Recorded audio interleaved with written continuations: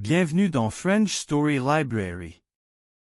Ici, on oublie la grammaire ennuyeuse. On découvre des histoires simples, intéressantes, et on progresse en français sans effort. L'histoire commence un lundi matin calme. Le soleil est clair, mais la température est douce. Paul est un jeune étudiant à Paris. Il a 19 ans et il veut réussir son examen de fin de semestre. Son rêve est simple, il veut avoir de bonnes notes pour continuer ses études à l'université. Il pense que l'effort chaque jour est nécessaire. D'abord, il prend son sac et met ses cahiers dedans. Il met aussi une bouteille d'eau et quelques biscuits. Il dit souvent que l'organisation aide beaucoup. Il marche lentement vers la bibliothèque du quartier. La rue est calme, mais quelques voitures passent. Paul regarde les vitrines des magasins, il pense encore à son examen. La bibliothèque est grande et claire. Il voit les grandes fenêtres, il sent l'odeur des vieux livres et du bois. Le silence est presque complet, seulement quelques pas se font entendre. Paul dit souvent que ce silence lui donne de la force. Il cherche une place libre. Enfin, il trouve une petite table près d'une lampe. La lumière est douce et il est content. Ensuite, il sort ses cahiers et ses stylos. Il ouvre son manuel de biologie. Les pages sont pleines de schémas simples. Il regarde encore une fois les images des cellules. Il pense que la mémoire visuelle est très importante. Il écrit des mots-clés dans son cahier. Chaque mot est une petite étape vers son rêve. Autour de lui, d'autres étudiants étudient aussi. Une fille prend des notes rapidement. Un garçon tape sur son ordinateur avec régularité. Paul entend ce bruit, mais il continue à lire. Il se dit que la concentration est difficile mais possible. Il boit un peu d'eau, il mange un biscuit. Le goût est simple mais cela lui donne de l'énergie. Plus tard, Paul se lève et marche vers les rayons. Il regarde les titres des livres. Les couleurs des couvertures attirent ses yeux. Il cherche un livre sur l'anatomie. Enfin, il trouve un manuel clair et propre. Il le prend et revient à sa table. Il pense encore, chaque livre peut donner une réponse. Il continue son travail. Parfois, il s'arrête pour regarder dehors. Il voit les arbres de la rue, leurs feuilles bougent avec le vent. Cela lui donne une pause courte, mais agréable. Puis, il retourne à ses pages. Il écrit encore des résumés simples. Il pense que répéter souvent est la clé du succès. La journée passe lentement. Cependant, Paul ne se sent pas fatigué. Il est motivé, parce qu'il veut réussir. Il pense que chaque minute ici est un pas vers son avenir. Il regarde encore l'horloge. Le temps avance, mais il reste calme. Enfin, le soir arrive. La lumière dans la bibliothèque devient plus sombre. Quelques étudiants sortent. Paul ferme son livre, il range ses affaires.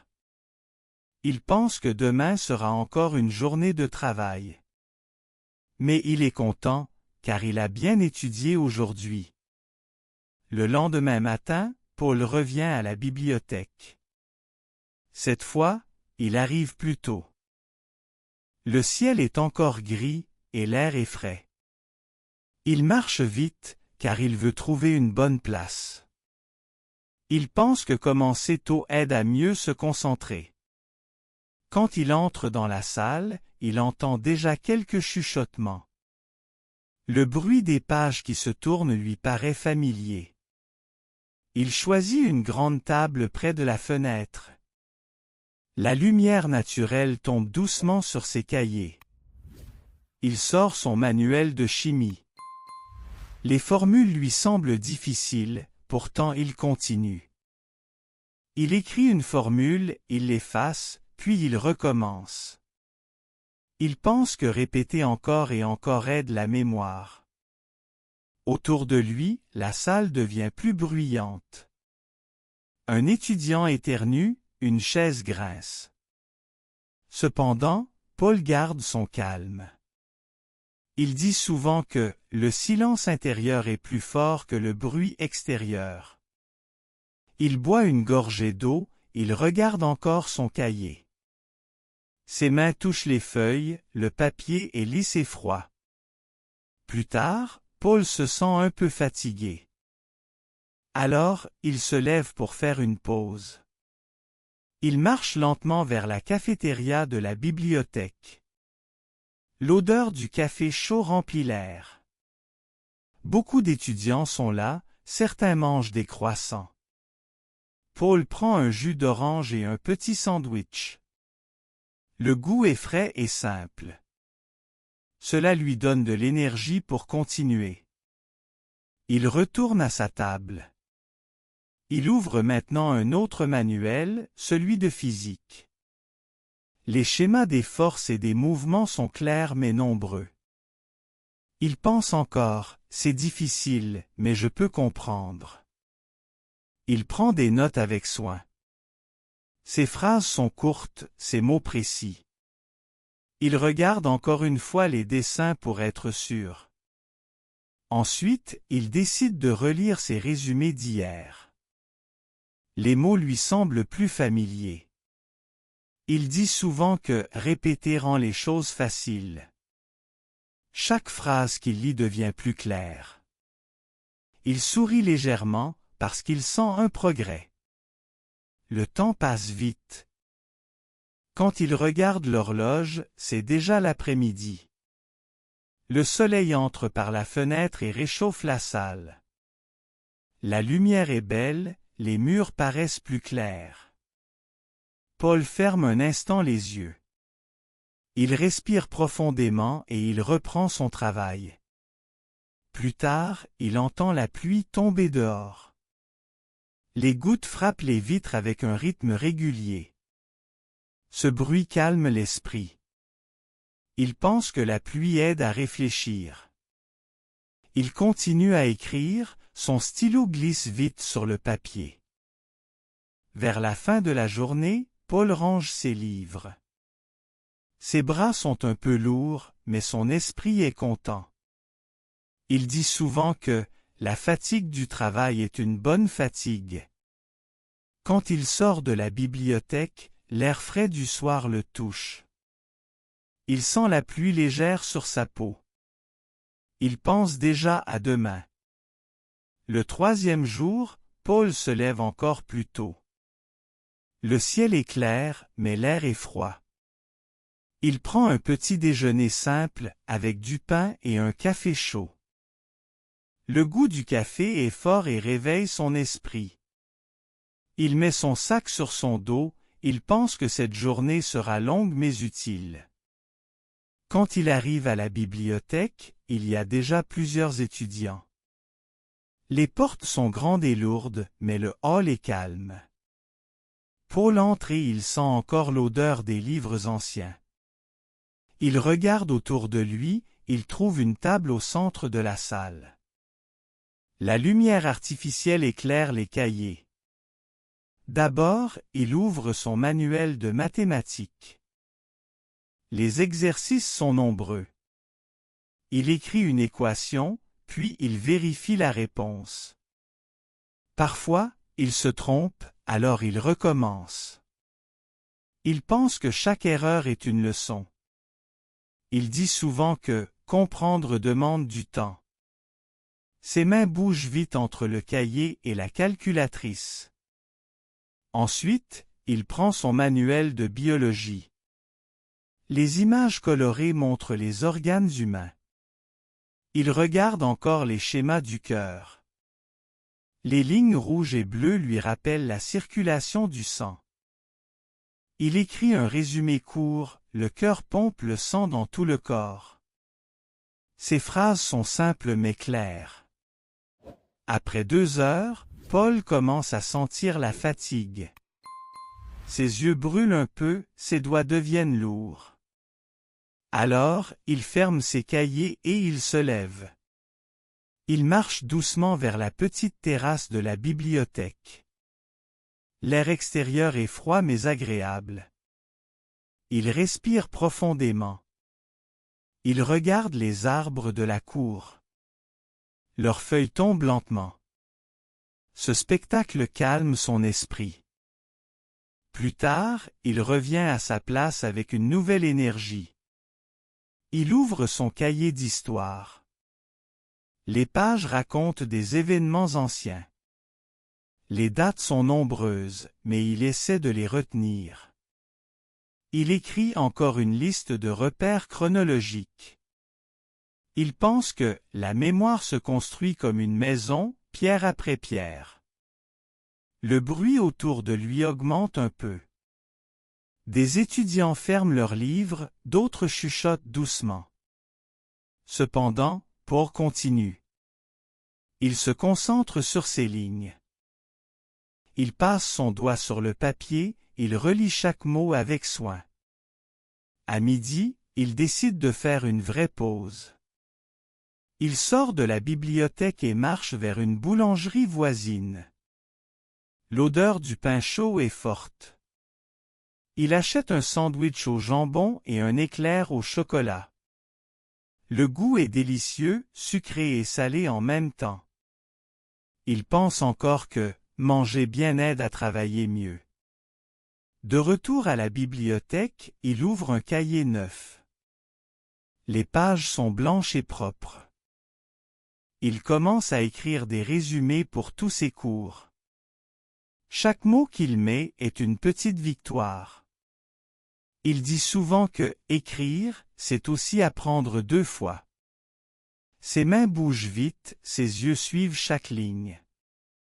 Le soir approche lentement. La lumière devient plus sombre dans la salle. Paul ferme ses cahiers et regarde l'horloge. Il a travaillé presque toute la journée. Pourtant, il ne regrette rien. Il pense que chaque heure passée ici est précieuse. Quand il sort de la bibliothèque, il voit les lumières de Paris s'allumer.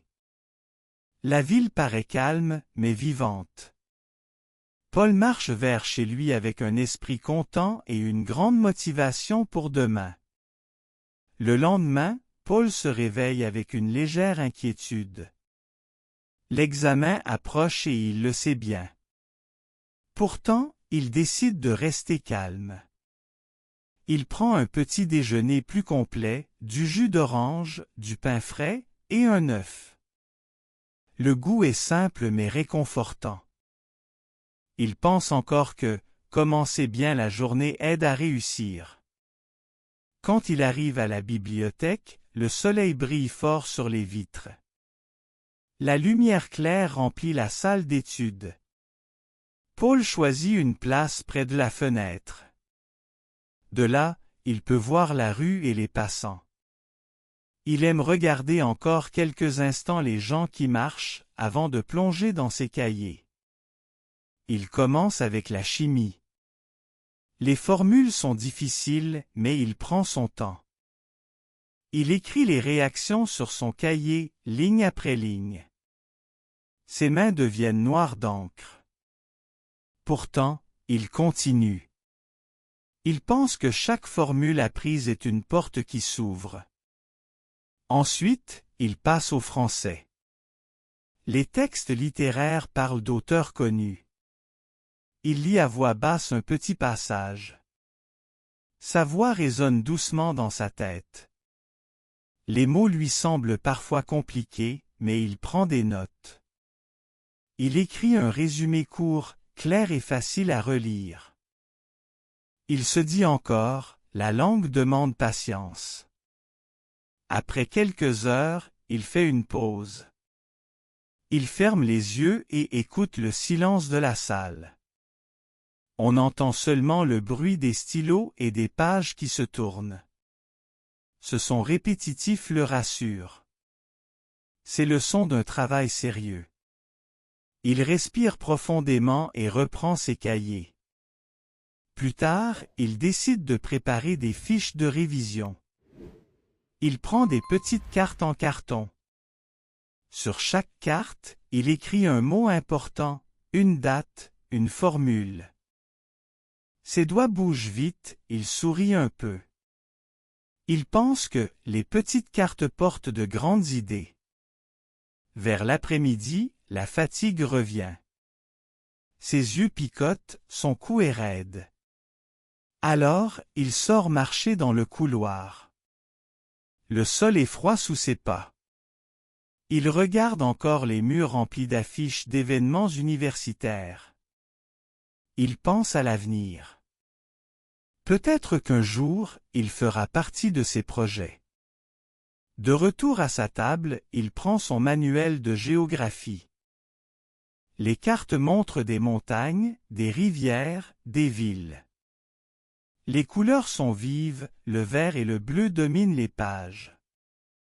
Il trace des lignes avec son crayon.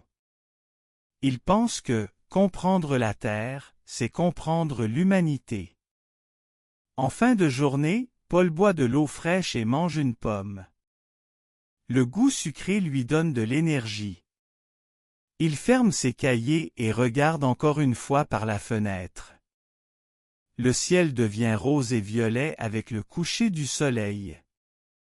Ce spectacle simple lui donne de la force. Avant de partir, il relit une dernière fiche. Il pense que chaque petit effort construit la réussite. Puis il range ses affaires dans son sac. La salle est presque vide, mais elle garde une odeur de papier et d'encre. Paul sort doucement, avec l'idée claire qu'il a bien avancé. Sur le chemin du retour, la ville est animée. Les voitures passent vite, les lumières brillent partout. Paul marche tranquillement. Il sait que demain sera une autre longue journée de travail, mais il ne se sent pas découragé. Au contraire, il se dit encore, je peux le faire. Le matin de l'examen arrive enfin. Paul se réveille tôt, avant même le réveil. Il se sent nerveux mais aussi prêt. Il prend une douche rapide et met une chemise propre. Il pense que commencer la journée en ordre aide l'esprit à rester clair. Avant de partir, il lit encore ses petites fiches. Les mots semblent plus faciles maintenant. Il répète quelques dates, quelques formules, puis il ferme son sac. L'air du matin est frais quand il sort de chez lui. Il inspire profondément et marche vers l'université. Devant le bâtiment, de nombreux étudiants attendent déjà. Certains parlent vite, d'autres restent silencieux. Paul regarde encore leurs visages inquiets. Il se dit qu'il n'est pas seul. Tout le monde partage la même tension. Il entre dans la grande salle d'examen. L'odeur de papier neuf flotte dans l'air.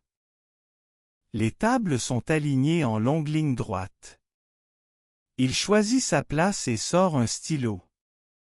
Il sent son cœur battre plus vite. Mais il pense encore, je peux le faire. L'examen commence. Le silence est total, seulement brisé par le bruit des stylos. Paul lit la première question. Elle semble claire. Il écrit calmement. Ensuite, il passe à la deuxième, plus difficile. Il s'arrête, réfléchit, puis trouve une idée. Ses mains bougent vite, les mots remplissent la copie. Au milieu de l'épreuve, il lève la tête. Il regarde encore les grandes fenêtres où entre la lumière. La clarté l'aide à garder confiance. Il reprend son travail et avance, une question après l'autre. Il pense que chaque réponse est un pas de plus. après plusieurs heures, il termine. Il relit ses phrases, corrige un mot ici, une date là. Il ferme son cahier avec soin. Puis il lève la main et remet sa copie. Le surveillant prend le papier et dit doucement « Merci ». Paul répond « Merci, monsieur ». En sortant, il sent l'air frais sur son visage. Le bruit de la rue lui paraît plus doux que d'habitude. Il regarde encore le ciel clair. Il pense que la pression tombe peu à peu. Ses jambes sont légères. Le soir, il retrouve ses amis dans un café proche. L'odeur du café chaud et des croissants remplit la pièce. Chacun raconte son expérience. Paul dit simplement « Ce n'était pas facile, mais j'ai fait de mon mieux ». Ses amis hochent la tête et sourient. Ensemble, ils rient un peu et la tension disparaît. Quelques jours plus tard, les résultats arrivent. Paul ouvre la feuille avec des mains tremblantes. Il voit son nom, puis la note. C'est une bonne note. Pas parfaite, mais bonne. Il se sent fier. Il pense encore, chaque effort a porté ses fruits. Il marche ensuite seul dans le parc près de l'université. Les arbres bruissent doucement, les oiseaux chantent. L'air sent l'herbe fraîche. Paul s'assoit sur un banc et regarde encore les étudiants qui passent. Il se dit que ce moment restera dans sa mémoire. Il comprend que la bibliothèque, les fiches, les longues heures ont formé plus qu'une préparation. Elles ont construit une confiance nouvelle. Il pense que l'apprentissage n'est pas seulement pour l'examen, mais pour la vie. Paul rentre chez lui avec un sourire calme. Il sait que d'autres examens viendront, d'autres défis aussi. Mais il garde une idée claire, avec du travail, de la patience et un peu de courage, tout devient possible.